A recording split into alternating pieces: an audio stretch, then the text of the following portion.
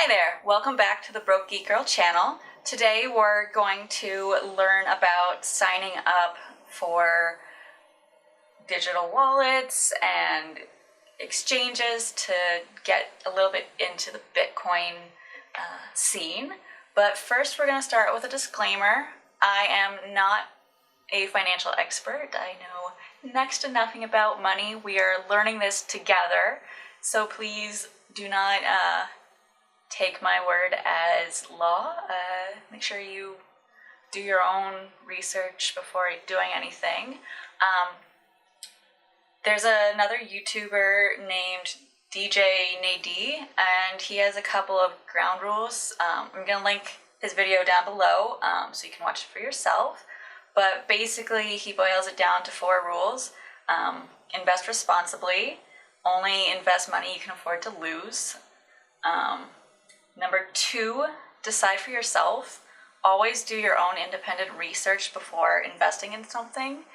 Don't just throw your money at something without really understanding what it is you're doing. Rule number 3 is to diversify. Don't put all your eggs in one basket. Split up your money as best you can. That being said, if you're starting off small and you only have 1 egg, you're gonna have to put it in one basket. But the more you grow your investments, try and diversify it a bit so you're not relying on one thing that could potentially crash. Number 4 is for higher risk investments. Withdraw your money as it comes in to get your initial investment back before really letting things grow. With the higher risk, you can have higher rewards, but obviously you could lose it all. So if you're worried about that, make sure to skim your money back as it comes in before really going for it. We're going to sign up for Coinbase. It is a digital exchange for Bitcoin and other cryptocurrencies. I am using a referral link. Coinbase has this thing where if you use a referral link and buy or sell more than $100 in Bitcoin, you get $10 worth of Bitcoin added to your account, and both of you. So I'm going to be doing that. And if you're interested, there'll be a referral link in the description below that you can use mine, and you can also get your free $10 worth of Bitcoin if you purchase or sell more than $100. So I'm making this under the Broke Geek Girl name because I like my privacy, and with these videos, I'm not a huge fan of posting my legal name all over the internet. We're gonna try for a little bit of privacy, but when signing up, you can use your name if that's how you do it. They do ask for ID verification at certain points, so it's probably better to use your name if you're not concerned about broadcasting your personal information to the world.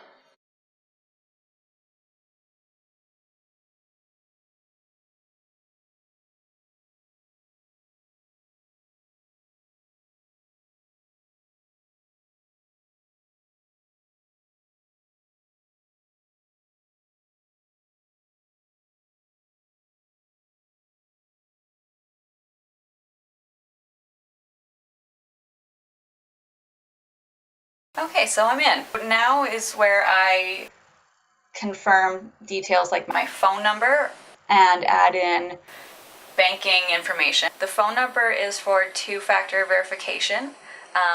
It's a really good security measure. There are more than one way to accomplish 2-factor verification. In this case, they're asking for my cell number, but you can also use things like Google Authenticator, which is an industry leader. So now I'm entering the number that they sent me.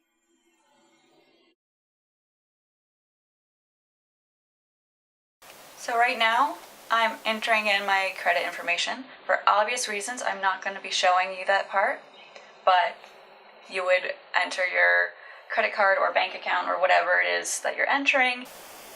So right now, Coinbase is verifying that I have given my credit card and not committing fraud or entering in somebody else's details to buy Bitcoin and then crash. So they are sending me little charges to my card that they'll then take back, and I have to input the amount that they have charged to confirm a receipt and prove my identity again. Okay, so here we see that my credit card is entered. As you can see, I have a $100 limit currently. I'm going to click on increase limits to see what I can do to increase my limit and see if I can get more Bitcoin up front. So right now it's telling me that if I want to increase my limit over $100, I have to upload my ID.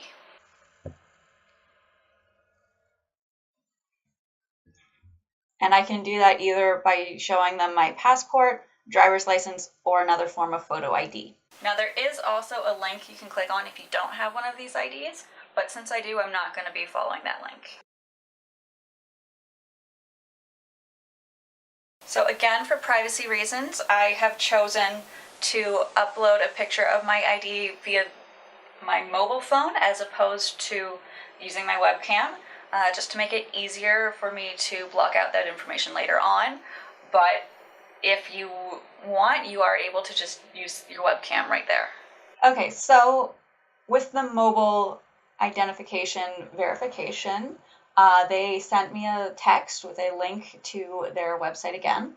And in the mobile version of their website, it prompted me to take a photo of both the front and back of my ID. And they are currently in the process of verifying my identity. It says here that it'll take a few minutes. It just came through, but it's super easy to do, and it just helps them identify who you are so that they can give you a higher limit.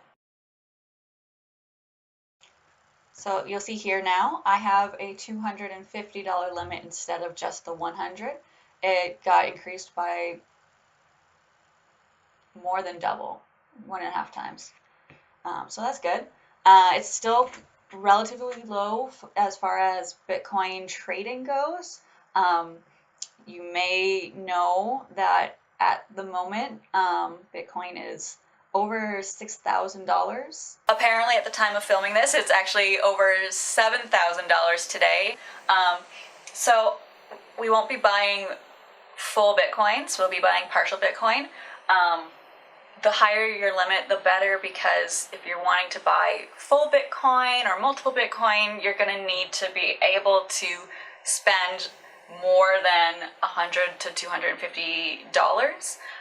So the way you can actually increase your limit further is by linking to a bank account or by using your credit card a couple of times and waiting 30 days. But for the purposes of starting out, 250 is relatively as high as it goes without waiting. So I am going to buy my max limit of Bitcoin, which is $250 Canadian. That translates to 0.026 Bitcoin. We're going to go ahead and buy instantly because it is connected to my credit card. Now you are going to see that it comes up with a bit of a warning here. Just a notice to Canadian users. Coinbase only supports digital asset purchases in your country. Sales are not yet available. That means that I can buy Bitcoin, but I can't sell it back within Coinbase. I have to use another exchange or wallet system. But for today, I'm just interested in getting Bitcoin. So there we go. We've got 0.026, etc. Bitcoin added to my wallet instantly. So that's step one done, getting money from your bank and into digital currency.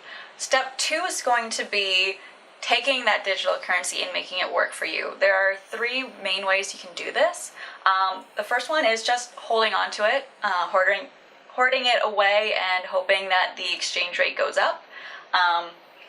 This is a good way to make money as long as Bitcoin continues on the upward trajectory that it has been. It wasn't long ago that it was only a couple $100s, now it's in a couple of thousands, but you don't get money right away. You have to hold on to it for a while for anything to really happen. The second option is to put your money into a mining company. This generates new Bitcoin by contributing to the blockchain, but it's a really complicated procedure, so I'll explain that more in another video. But just know that mining is an option and it does help bring in some Bitcoin. The third option is what we're actually going to be pursuing, and that is using something like BitConnect or other similar programs to invest your Bitcoin and let it grow and bring in daily interest. If you liked this video or found it helpful, please remember to like, comment, or subscribe, and also use my referral links in the description below. I'll be making more videos throughout this process, and hopefully we have luck together.